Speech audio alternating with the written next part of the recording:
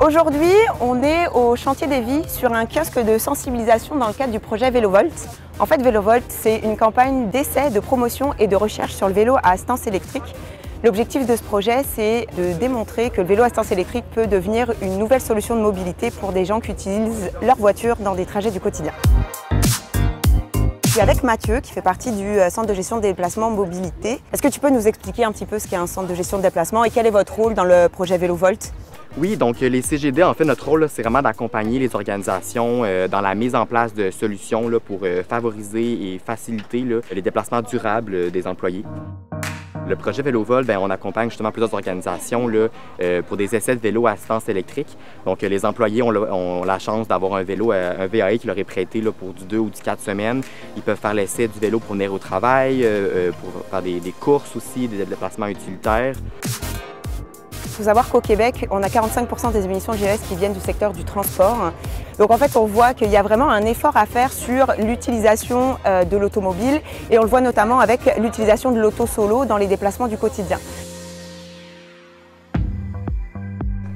En fait, on souhaite inciter les employés à diversifier leur mode de mobilité en fait, pour venir au travail. Puis, on a aussi un enjeu de place de stationnement qui risque de s'agrandir dans les prochaines années parce qu'on devrait avoir une hausse en fait, du nombre d'employés assez significative. Fait qu'on vise un 2 pour 1, la santé physique, la santé mentale, puis les places de stationnement.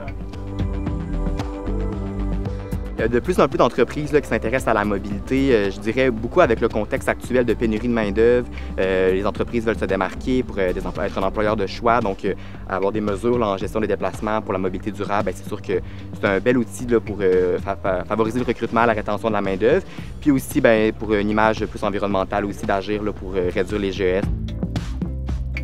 Grâce aux organisations comme Chantier des Vies, en fait, on va pouvoir faire avancer la recherche. Il faut savoir qu'on s'est associé avec la chaire mobilité de Polytechnique qui va nous permettre de dresser un portrait du vélo à assistance électrique au Québec. Il faut savoir qu'il n'y a pas d'études qui existent à ce jour.